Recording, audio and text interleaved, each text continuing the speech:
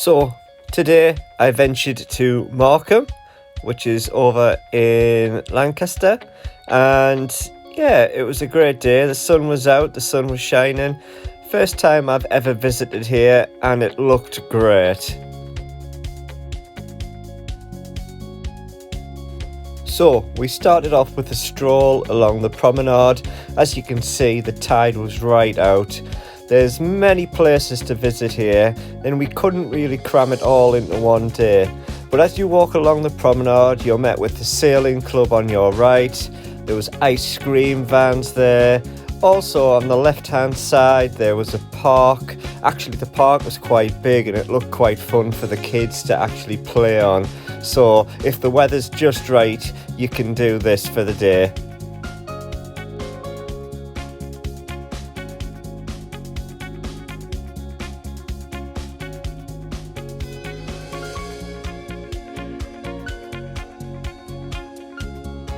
The one thing Morecambe has got is a fantastic, nice, clean beach.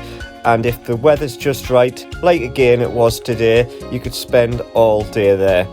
And also, on the left here is a nice little cafe, and they actually do a puppy menu, so a menu for dogs.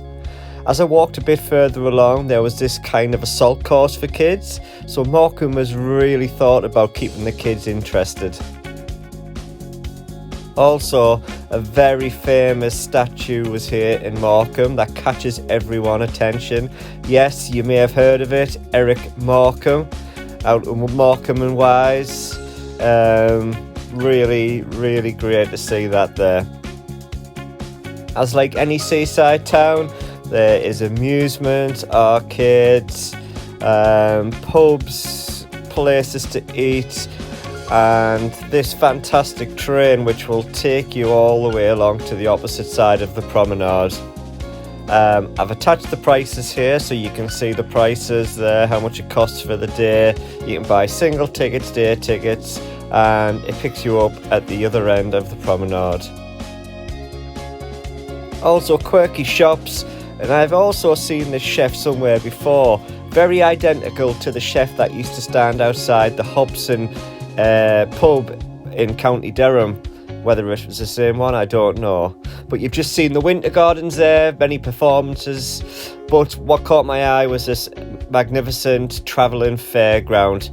I don't think it's there all the time. I only think it's there through certain times of the year. But yeah, it looked really good, a really fun place for the family to enjoy.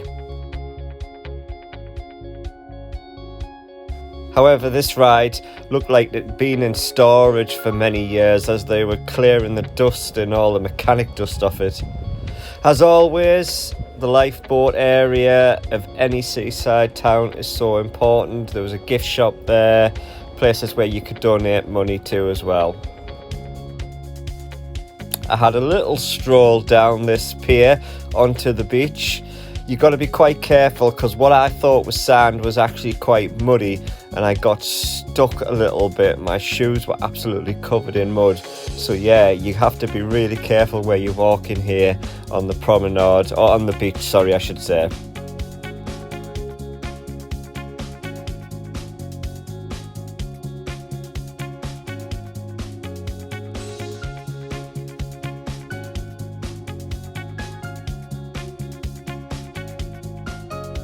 The tide does come in quite fast here at Morecambe, and you do have to be careful that you don't get cut off, so always pay attention to the signs. This looked like it was the old station, the old railway station, which is now a pub owned by the Green Kings. And as we walked further along, we also noticed this little bit of a pond which is created by the sea tide. There was lots of people fishing, crabbing. It looked quite cool and quite a fun activity for the kids. It was time to visit Happy Mount Park, and it didn't disappoint really. As I went into the gates on my left, I was immediately met by a brass band which was being enjoyed by many people.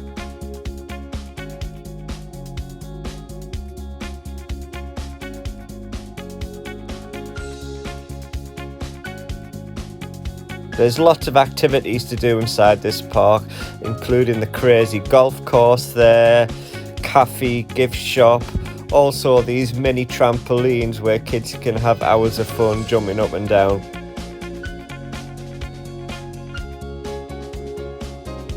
Ice cream vans are obviously there on a hot day like it was today, many queues. Also the Jubilee Bowling Club, which wasn't on today, but people were still playing football on the bowling green. And this was the Pirate boat park there, a park for kids which has a pirate theme. There was also a train express that runs around the perimeter of it, fairly cheap actually, £1.50 it said per person. We also noticed this splash park which seemed to be fun. We thought it was free, but it actually cost. You have to buy the tickets from the main entrance area. This was the Japanese garden. It didn't seem very Japanese to me, but anyway, the trees, the leaves, the water features were very nice.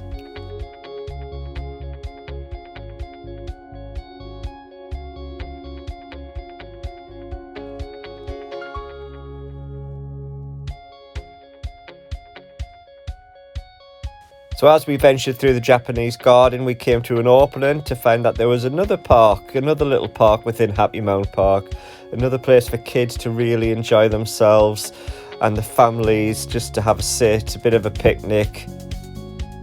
So I really hope you've enjoyed the video. Don't forget to subscribe, and as always, here's my best bits from this visit.